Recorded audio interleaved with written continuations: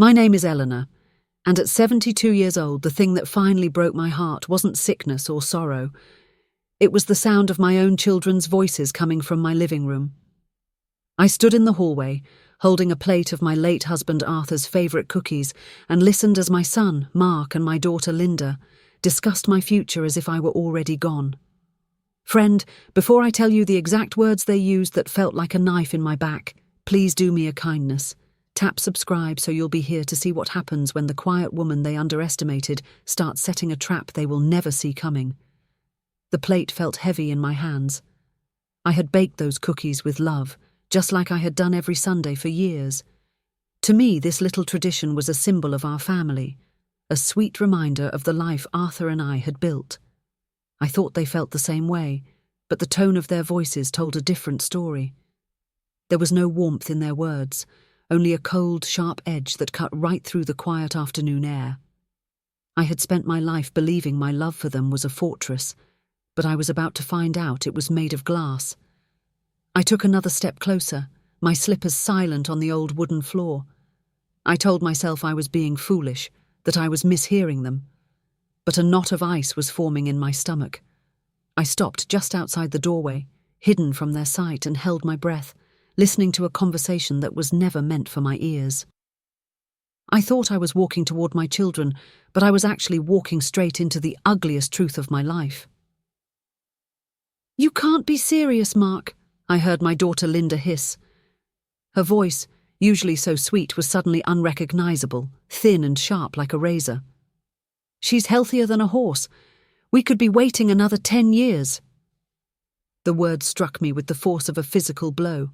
Waiting for what? I pressed my back against the wall, the china plate growing cold in my hands. My mind was racing, trying to make sense of the cruelty, but the next words cleared everything up. "I don't have 10 years, my son Mark shot back, his voice thick with a selfish panic I'd never heard from him before. "My business is sinking, Linda. That money is just sitting there doing nothing." He paused, and then he said the words that shattered my world. "Who gets the money when she's gone? That's what we need to figure out now." They weren't my children anymore. They were vultures, circling, impatient for me to be gone so they could pick over the bones of my life. My strength left me. The plate of lemon cookies, baked with a love they no longer deserved, slipped from my trembling fingers. It hit the hardwood floor with a sickening crash, a sound of breaking china and a heart splintering into 1,000 pieces. The explosion of noise echoed through the hallway, and in the living room, the hateful conversation stopped instantly. A dead silence fell over the house. They knew someone was listening. The silence that followed was heavy and terrifying. I could hear my own heart pounding in my ears. They had heard me. I stood frozen in the hallway, staring down at the wreckage of cookies and broken porcelain, a perfect metaphor for my shattered family. Any second, one of them would step out and see me, and I would have to face the 2 strangers who had taken my children's place. I saw a shadow move, and a primal instinct took over. I quickly and quietly slipped back into the kitchen, hiding myself from view. "Mum!" Linda called out, her voice suddenly dripping with fake concern. "Is everything okay?" I saw her and Mark appear in the hallway. They looked at the mess on the floor, their expressions unreadable. They saw a broken plate, but they couldn't see the broken woman hiding just a few feet away. After a moment, my son Mark just shrugged, and they turned back into the living room, their voices dropping to hushed, urgent whispers. That was the moment the tears that had been welling in my eyes dried up. The pain didn't vanish. It crystallized into something hard and clear. I walked silently to my room, closed the door, and looked at the photograph of my dear Arthur on my nightstand. His kind, smiling eyes gave me strength. I made him a silent promise right then. They would not win. If my own children saw me as nothing more than a bank account, then I would play the part until the very end. The following Sunday, my children returned. I greeted my son Mark and my daughter Linda with a warm smile, but inside, my heart was a block of ice. I had a fresh plate of cookies on the table, but I had a new role to play. I told them I must have fainted last week, that my head had been feeling a little fuzzy lately. Linda rushed to my side, her hand on my forehead, her face a perfect mask of the worried daughter. "Oh, Mom, you need to be more careful. Maybe you should see a doctor." Her concern was as fake as a $3 bill. I waved her words away, but I made sure my hand trembled just a little as I poured the tea. "Oh, it's nothing, dear. Just getting old, I suppose." I watched my son, Mark, as he looked around the room. He wasn't looking at me, his mother. He was looking at the sturdy oak furniture and the silver picture frames my Arthur had collected. He was appraising my life, and the sight of his hungry eyes no longer hurt me. It gave me strength. I let out a long theatrical sigh, making sure they were both watching me. "You know," I said, my voice soft with pretend sadness, "your father always said this house was too big for one person." I let the sentence hang in the air, a piece of bait dropped into a shark tank. I saw it then, a tiny, almost invisible flicker of excitement exchanged between Linda and Mark. They thought they were in control, but I knew they had just taken the first bite of the hook. A few days later, my daughter Linda stopped by without calling first. She had a bag of expensive groceries in one hand and a bright, cheerful smile plastered on her face. "Just thought I'd check on you, Mum," she said, bustling into the kitchen like she owned the place. "And I brought you that special tea you like." Every gesture was a calculation, a small investment in the prize she hoped to win. She made small talk as she put the groceries away, but her eyes were constantly scanning, taking inventory of my home. After she left, the house felt colder. The scent of her perfume lingered in the air, a sweet smell trying to cover up something rotten. I felt a sense of unease that I couldn't quite shake. As I wiped down the kitchen table where we had sat, my hand brushed against a glossy pamphlet she had left behind, tucked neatly beside the salt shaker. It must have been an accident, of course. The cover showed smiling, silver-haired people sitting in a perfect manicured garden. The name was written in elegant, flowing script, Oakwood Meadows Senior Living. A chill went down my spine that had nothing to do with the temperature in the room. This wasn't just about waiting for me to die anymore. This was a plan to get rid of me. The pamphlet wasn't a suggestion, it was a threat, and I knew right then that I had to move faster. My next move had to be precise, and I knew I couldn't make it alone. That afternoon I walked into my husband Arthur's old study, a room I had kept locked since his passing.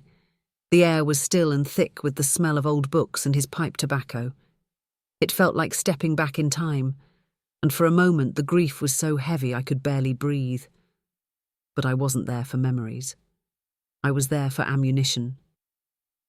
In his heavy oak desk, tucked away in a locked bottom drawer, I found it. A small leather-bound ledger.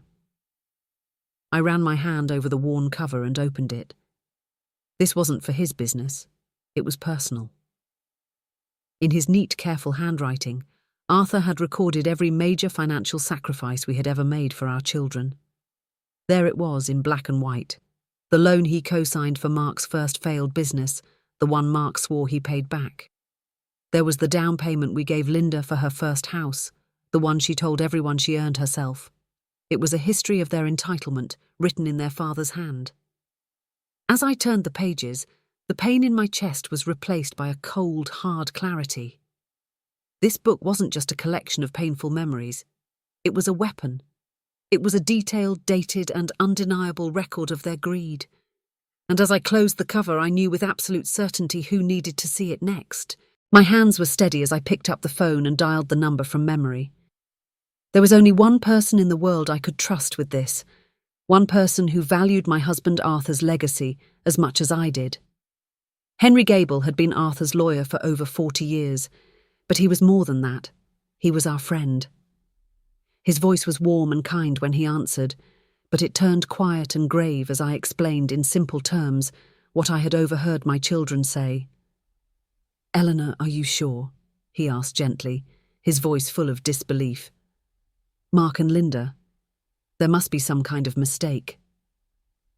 His reaction was a painful reminder of how well my children wore their masks. They had fooled everyone, including this sharp, intelligent man who had known them since they were born. I felt a flash of anger that they had made a liar out of my love. "There's no mistake, Henry," I said, my voice as firm as steel. "And I have the proof. I'm holding Arthur's personal ledger." There was a long pause on the other end of the line. I could almost hear the gears turning in his head as he replayed years of their requests for loans and help. "I'm not calling you for sympathy, Henry," I said, cutting through the silence. "I'm calling for your help. I have a plan." The line was quiet for another second, then his voice came back, all business. "When can you be here?" The following Sunday I set the stage.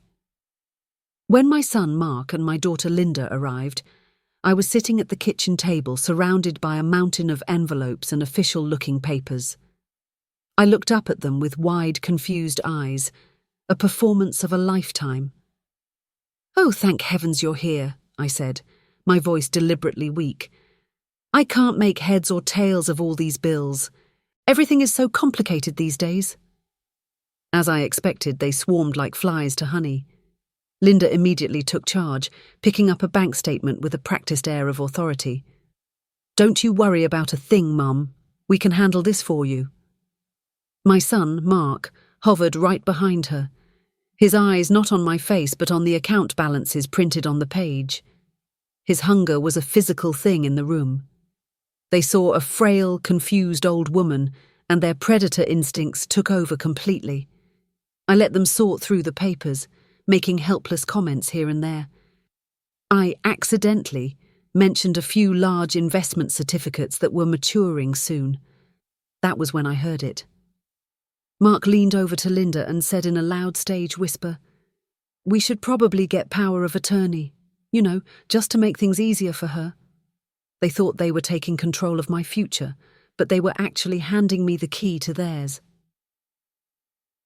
The meeting with Henry Gable took place in his quiet, wood-panelled office, a place that felt like a fortress. I pushed Arthur's leather-bound ledger across the heavy mahogany desk. As Henry turned the pages, I watched his expression shift from deep sorrow to a quiet, simmering anger.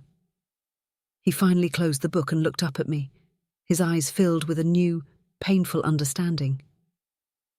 "I should have seen this, Eleanor," he said softly. "Arthur.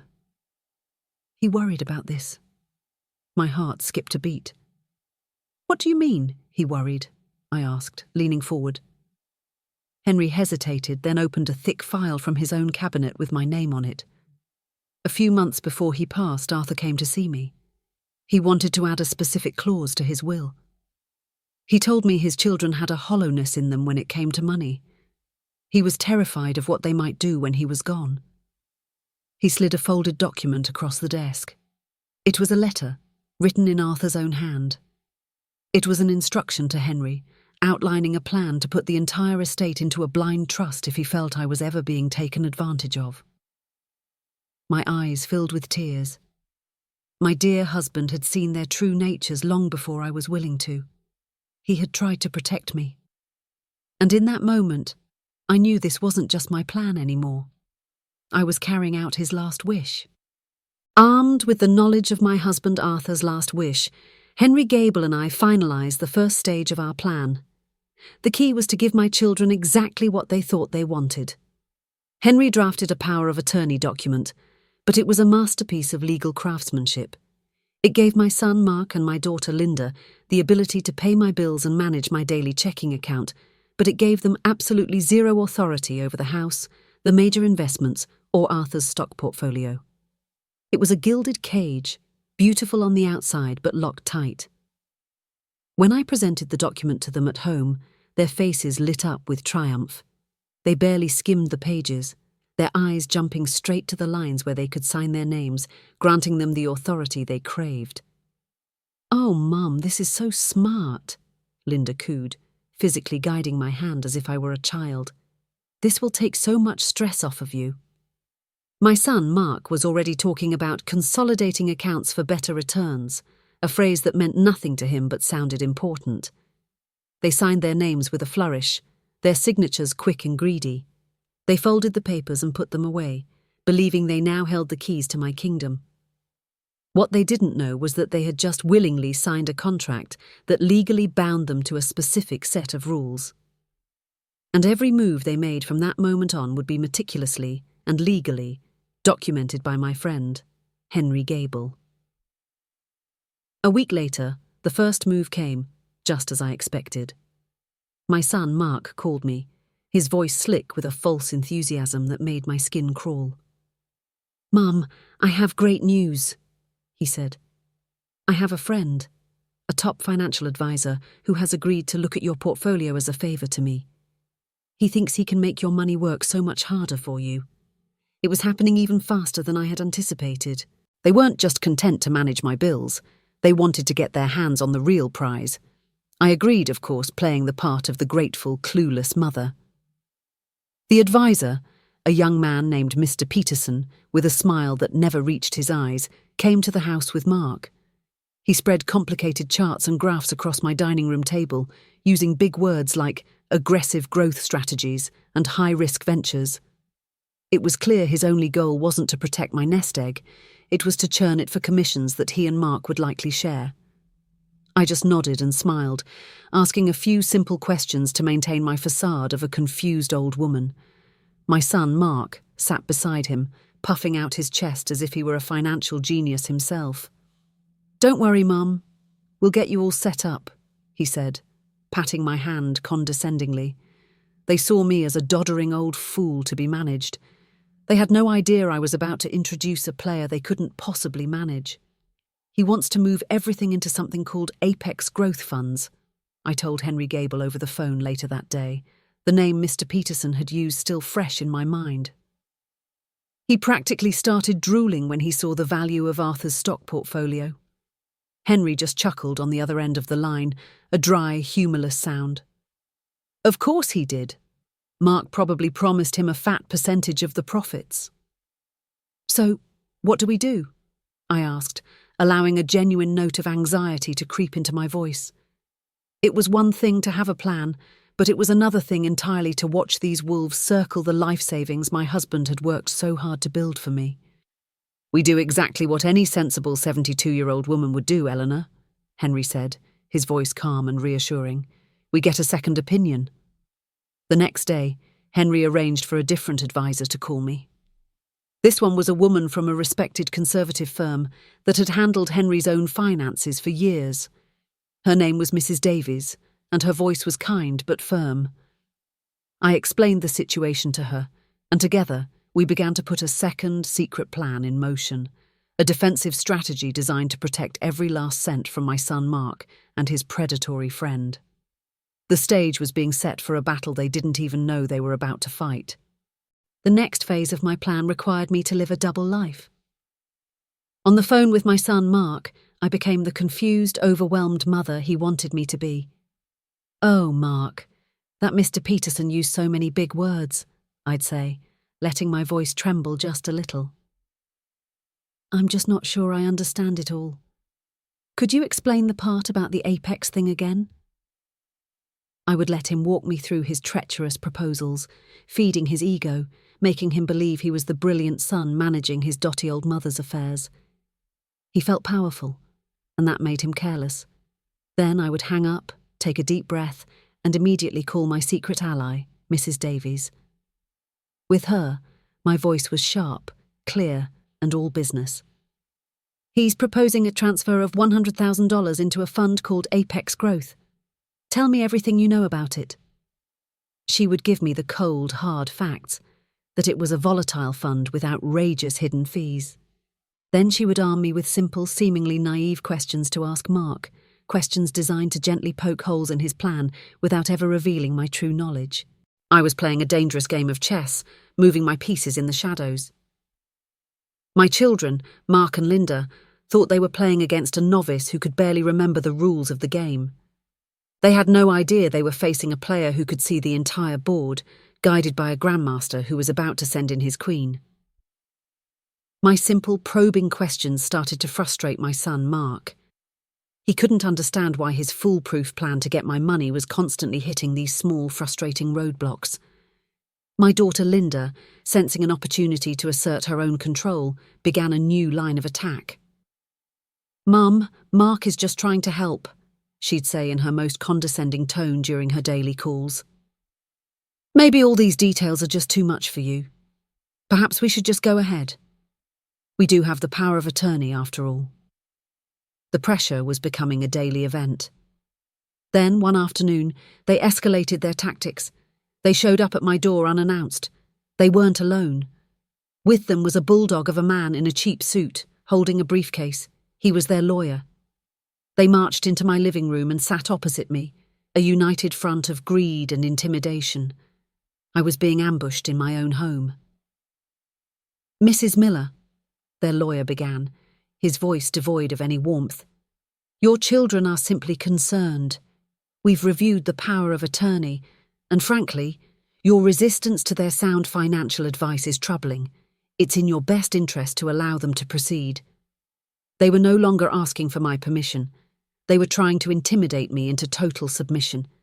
They thought they finally had me cornered. I felt a genuine flash of panic as their lawyer laid out his case, twisting my caution into a sign of incompetence. I was starting to feel small, to doubt my own strength. Just as I was about to waver, just as the words started to blur in my ears, the doorbell rang. The sound was sharp and clear, cutting through the tense atmosphere in the room. Stunned, my children and their lawyer fell silent. I stood up on shaky legs and walked to the door.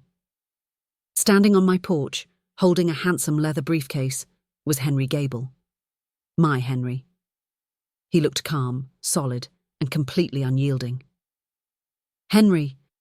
"What a surprise," I said, a wave of pure relief washing over me, strengthening my resolve.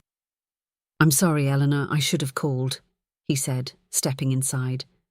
He nodded curtly at Mark, Linda, and their stunned lawyer, his sharp eyes taking in the entire scene in an instant. "I was just in the neighbourhood and wanted to drop off some paperwork for you. I hope I'm not interrupting." The air in the room crackled with a new kind of tension. My children stared at him, speechless. Henry placed his briefcase on the dining room table with a solid, definitive thud that echoed in the silence. "Since I'm here," he said, turning to face their lawyer with a look of cold steel, "perhaps I can be of assistance." Henry Gable didn't raise his voice. He didn't need to. With a calm, surgical precision, he completely dismantled the other lawyer's arguments. He pointed to the very specific clauses in the power of attorney my children so proudly possessed. He explained that their duties were limited to paying utility bills and managing minor expenses. Any major reinvestment of assets without my explicit written consent which he, as my long-standing legal counsel, would have to review, would be a serious breach of their fiduciary duty. The word lawsuit was never spoken, but it hung in the air like a guillotine. The bulldog lawyer, who had been a lion just moments before, was now a startled puppy. He stammered, collected his papers, and made a hasty retreat, advising my son Mark and my daughter Linda to re-evaluate their proposed strategy. They were left speechless, their faces a thunderous mixture of fury and confusion. They couldn't understand how their perfect ambush had been so effortlessly turned against them. They looked at me, then at Henry, as if seeing us for the first time. Before he left, Henry turned to them with a pleasant, almost cheerful smile. "To avoid any future misunderstandings," he said, "I've drafted a simple document for Eleanor to sign. It just clarifies her wish for no changes to be made to her current financial portfolio." He pushed a single sheet of paper across the table. They were trapped. To stop me from signing would be to admit their greed, but to let me sign would destroy their plan. They had no choice but to watch in stony silence as my hand, now perfectly steady, signed the document Henry had prepared. Their defeat was silent but absolute. For the next few weeks they were distant, their phone calls becoming short and sullen. They had hit a brick wall, and I knew they were off somewhere, regrouping and plotting their next move. I allowed myself a small moment of peace. I spent my days in the garden my husband Arthur had planted, feeling the warm sun on my skin, trying to feel like myself again. But the peace was a fragile illusion, and it was shattered one afternoon by my neighbour, Mrs. Gable from next door, over a cup of tea. "Eleanor," she said, stirring her cup with a thoughtful look. "I don't want to be a gossip, but I saw the strangest thing yesterday. There was a man across the street taking pictures of your house. He had one of those real estate signs in the back of his car. My blood ran cold, but I forced a smile and brushed it off as a mistake. After she left, however, I stood at my living room window, looking out at the home Arthur and I had built. I saw the swing set where my children had played, the rose bushes that bloomed every spring, the 40 years of my life contained within these walls, and I was filled with a terrifying certainty. They had failed to get the money, so now they were coming for my home. I found the proof the very next day. It was tucked into the side of my mailbox, almost hidden from view, a single, crisp business card. Claremont Realty, it read. The agent's name was Jim Thorpe. Underneath his name and number was a small handwritten note, scribbled in a hurried script. "Great talking to you, Mark," it said. "Let me know when we can schedule the interior walkthrough." The card felt like a snake in my hand. He hadn't just talked to a realtor, he had given him my address. They were actively planning to sell my home right out from under me.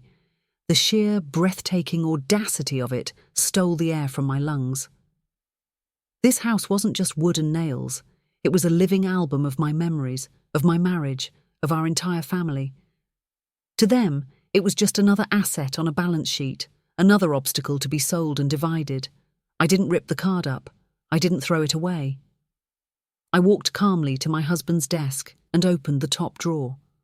I placed the realtor's card right next to Arthur's leather-bound ledger. It was another piece of evidence, another nail for the coffin I was slowly and carefully building for their inheritance. The battle was no longer just about my money, it was now about my sanctuary, and I would not let them win. This new, deeper betrayal required a new strategy. I couldn't just defend my home anymore. I had to go on the attack. I waited a few days, letting them wonder what I would do. Then I picked up the phone and called my daughter, Linda. I filled my voice with a manufactured sadness, a quavering exhaustion that I knew she would misinterpret as surrender. "Linda, dear," I began, letting out a heavy sigh. "I've been thinking. This old house, it's so empty without your father. Maybe you and Mark were right. Maybe it's time for me to downsize." There was a stunned silence on the other end of the line, followed by a poorly suppressed gasp of pure delight. "Oh, Mom, I think that's a wonderful idea. It's so brave of you to admit that." I could almost hear the cash register ringing in her head. I told her I was completely overwhelmed and didn't know where to start. I asked if she, my darling daughter, could possibly help me sort through some of Arthur's old things in the attic. "Of course, Mum. I can be there this weekend," she said, her voice dripping with an eagerness she couldn't hide. She thought she was being invited to pack up my life and ship me off to a retirement home. She had no idea I was inviting her to the one place in our house where all of our family's secrets were buried, a place where she was about to trip a wire she never even knew existed. The attic was hot and stuffy, smelling of cedar and decades of dust. My daughter Linda arrived on Saturday morning, all business, armed with cardboard boxes and packing tape.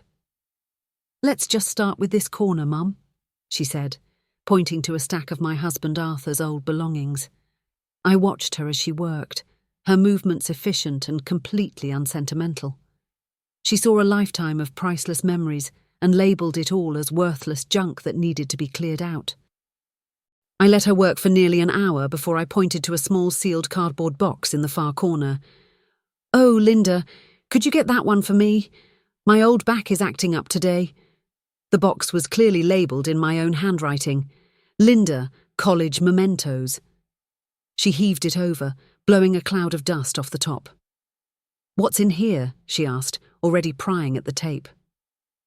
"Just old memories," I said quietly, watching her face. She lifted the lid. Inside, nestled among old university pennants and photographs, were letters.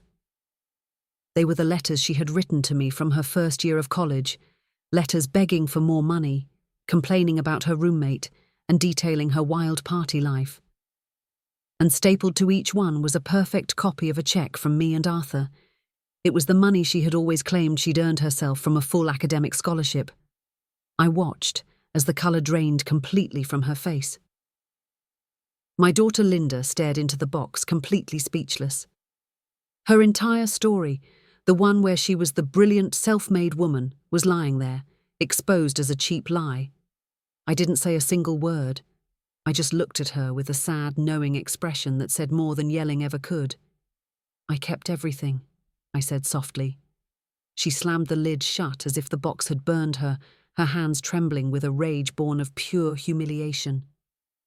"This is junk," she hissed, her voice shaking. "All of it. It should be thrown out."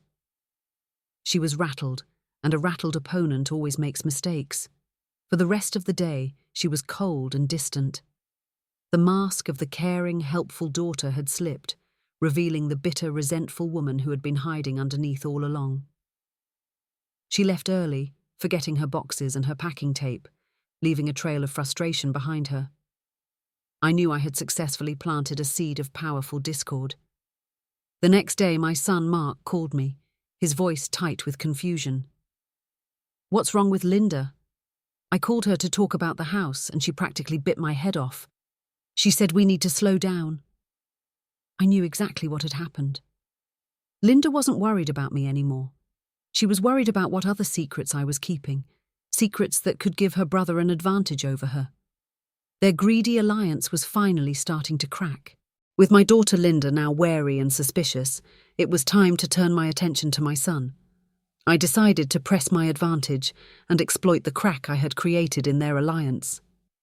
I invited my son Mark over for lunch a few days later, telling him Linda was feeling a bit under the weather. As we sat at the kitchen table, I began to weave my story. I steered the conversation towards the future, towards the estate, and I looked at him with what I hoped was a look of motherly trust. "Your father, Arthur, he always admired your business sense." I lied, the words feeling like poison on my tongue. Mark puffed up immediately, his ego as fragile and easy to inflate as a cheap balloon.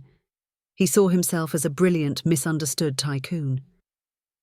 "He always said you were the one who understood how money really works," I continued, leaning in as if I were sharing a great secret. "I'm a little worried about Linda. She's been so emotional lately. When it comes to the estate, I need someone with a clear, logical head to be the primary executor. I need you, Mark." I watched the greed and triumph flicker in his eyes. He saw a clear path to getting a larger share, to finally besting his sister. "Don't you worry about a thing, Mom," he said, patting my hand with a newfound possessive warmth. "You can count on me. I'll handle everything. I'll even handle Linda." He left my house that day absolutely convinced that he was my chosen one, my secret ally. The wedge I had placed between them was now driven deep. My children, who had once been united in their singular mission of greed, were now openly suspicious of each other.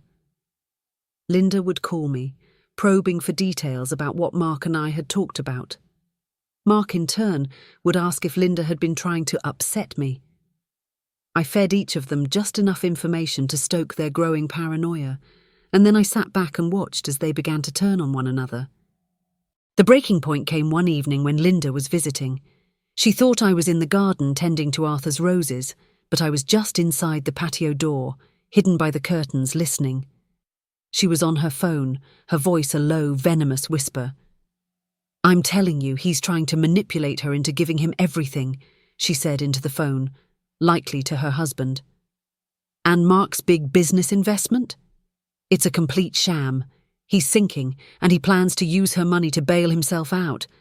I had a friend of mine check into it." My breath caught in my throat. She wasn't trying to protect me or my money. She was gathering intelligence, collecting ammunition to use against her own brother. She saw Mark's desperation as an opportunity to discredit him, to eliminate her only competition, and secure the entire prize for herself. They weren't just vultures anymore. They were vultures who were now fighting each other to the death. Listening to my daughter plot to ruin my son, I should have felt a grim satisfaction.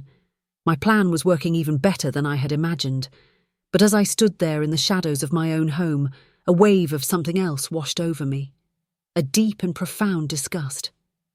It was a disgust for them, but to my horror, it was also a disgust for myself. I was the one pulling their strings, playing on their greed and their ego, making them dance for my amusement. I went to bed that night and felt a profound sense of unease. I looked at my reflection in the dark bedroom window, and I saw a stranger looking back at me, a cold, calculating woman I barely recognized. Was this who I had become? My husband, Arthur, had been a man of integrity and honor. What would he think of me now, using deceit and manipulation, even against those who so richly deserved it? For one terrifying moment, I wanted to call the entire thing off. I wanted to storm into the living room, throw my evidence at their feet, and have the messy, honest, painful fight we should have had from the very beginning. This path I was on felt dark and lonely, and I suddenly wasn't sure if the price of this righteous victory was my own soul. Was justice really worth becoming just like them? I was still wrestling with my conscience the next morning, the ugly reflection of the woman in the mirror still haunting me. To distract myself, I went to the attic. I decided to finally face the one task I had been avoiding for years, sorting through my husband Arthur's old army footlocker. As I lifted the heavy lid, the scent of old canvas and cedar filled the air. Inside, beneath his neatly folded uniform, was a long, flat object wrapped in thick oilcloth.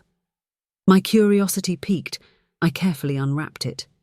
It was a painting, a beautiful but simple landscape of the rocky coast where we had our honeymoon 40 years ago. I didn't recognize the artist's signature. Taped to the back of the canvas was a yellowed envelope with my name, Eleanor, written in Arthur's familiar, steady hand. My hands trembled as I carefully opened it and began to read. "My dearest Eleanor," the letter began, "if you are reading this, then I am gone, and you have found my final gift. A man in my unit painted this during the war. He later became quite famous. An expert friend of mine authenticated it for me years ago. It is your security. Use it wisely. Use it to protect yourself. I love you, always." My moment of doubt vanished, replaced by a clarity as bright and certain as a lightning strike. This wasn't just my plan anymore. It was Arthur's last wish. I drove straight to Henry Gable's office with the painting and the letter. He laid the canvas carefully on his large conference table. He looked at the signature in the corner, and his eyes widened in disbelief. He made a few phone calls to contacts in the art world, and within an hour it was confirmed. The painting was an early, undocumented work by a celebrated post-war artist. Its estimated auction value was simply staggering. It wasn't just a nest egg. It was a king's ransom. "This changes everything, Eleanor," Henry said, his voice filled with a stunned awe. "No," I replied, my own voice calm and certain as I looked at the painting. "It changes nothing. It only makes the ending that much more perfect." Now, the final act of our play could truly begin. The money in the bank was one thing, but this painting was different. It was a symbol of Arthur's love and his foresight, and it would be the centerpiece of their final, most important lesson. That afternoon, Henry sent out 2 formal, legally binding letters. They were official summons for my son, Mark Miller, and my daughter, Linda Croft, to attend a mandatory meeting at his office. The subject was the finalization of the Eleanor Miller estate plan. The date was set for the following Friday at 10 o'clock sharp. There would be no more games in my home. The final battle would happen on my terms, in my fortress. The Sunday before the meeting, I did something they never expected. I invited them for one last lunch. I called it a peacemaking meal, a chance for us to come together as a family before handling the legal matters. They both arrived, but separately. The tension between them was so thick I could have cut it with a knife. They barely looked at each other, each one convinced that they were my chosen heir, the one who would triumph at the meeting on Friday. I served all their favourite foods, the pot roast, the creamy mashed potatoes, the apple pie, all the dishes I had lovingly made for them since they were children. I was warm and affectionate. playing the part of the loving, slightly forgetful mother to the very end. I told them how proud their father would be, and how much I loved them. It was the most difficult performance of my life, because every single word I spoke felt like ashes in my mouth. As they were leaving, my daughter Linda gave me a tight, triumphant hug. "Don't you worry about Friday, Mum. Everything will be fine." My son, Mark, just gave me a quick nod, a smug, confident smile playing on his lips. They walked to their separate cars, not speaking, two generals on the eve of a great battle, each certain of their own victory. It was the last time they would ever look at me and see a victim. We sat in the suffocating silence of Henry Gable's conference room, around a long, polished table that felt as cold as a tombstone. I sat at the head with Henry by my side, a fortress of two. My son, Mark, and my daughter Linda sat on the other side, not beside each other, but separated by an empty chair. The space between them was filled with their silent accusations and paranoia. Their faces were tense with anticipation, each one ready for the announcement that would prove their superiority over the other. Henry cleared his throat, the sound unnaturally loud in the quiet room. "We are here today," he said, his voice formal and devoid of emotion, "to discuss the finalization of the Eleanor Miller Living Trust." I saw Mark and Linda exchange confused glances. "Living Trust?" my son Mark asked, unable to hide his impatience. "I thought this was about the will." "Your mother's will is quite straightforward," Henry said, not looking up from the papers in front of him. "It leaves the sum of $1 to her son, Mark Miller, and the sum of $1 to her daughter, Linda Croft." A stunned, disbelieving silence filled the room. Linda let out a choked, hysterical laugh. "That's a joke, right? Mum, what is this?" They both stared at me, their eyes demanding an answer, still believing this was some kind of strange, cruel test. They were about to learn it was the final exam. "It's no joke," I said, my voice ringing with a strength they had never heard from me before. "But that isn't why we're here." I stood up and walked to a tall easel in the corner of the room, which was draped with a dark cloth. "Your inheritance isn't about what you get when I'm gone. It's about what you failed to appreciate while I was here." With a single fluid motion, I pulled the cloth away, revealing my husband Arthur's painting of the coast. They stared at it, their expressions blank. "It's a painting?" Mark scoffed with contempt. "What does that have to do with anything?" In response, Henry Gable calmly slid a document across the polished table. It was the official appraisal. I watched their eyes scan the page and find the number at the bottom, the one with all the zeros. I saw their jaws drop, their faces twisting from confusion to pure, unadulterated greed. Before they could speak, I raised my voice. "Let me tell you the story of the day I baked your father's favourite cookies," I began. And in the silent, horrified room, I recounted everything. I told them about their conversation I overheard. I told them about the nursing home pamphlet. I told them about the realtor. I used their own words, their own actions to condemn them. And as I spoke, I watched the greed on their faces curdle into the sickening agony of understanding. When I finished, there was nothing but the sound of my own steady breathing in the room. My daughter Linda was openly sobbing, not with remorse, but with the raw, ugly pain of a gambler who has just lost everything. My son Mark was ghost white, his hands clenched into fists, his eyes darting from the priceless painting to my face, filled with a hate that was terrifying to see. They finally saw me, not as their mother, but as the person who had outsmarted them. "The painting, along with the entire liquid contents of the estate," Henry announced into the silence, "is now the property of the newly formed Arthur and Eleanor Miller Foundation for the Arts and Education. Its first act will be to fund a new wing at the public library and to provide university scholarships for deserving local students." He paused, looking at each of them. "Your mother will be the executive director. She's going to be very busy." I stood up, feeling lighter than I had in years, and walked out of the room without looking back. "Friend, thank you for staying with me to the very end. My story doesn't end in that lawyer's office, it begins there. My life is now filled with purpose. surrounded by the hopeful faces of the students we help and the community we are building. If you believe that strength isn't about how you fall, but how you get back up, then please tap subscribe and join our community. You won't want to miss the stories we share next.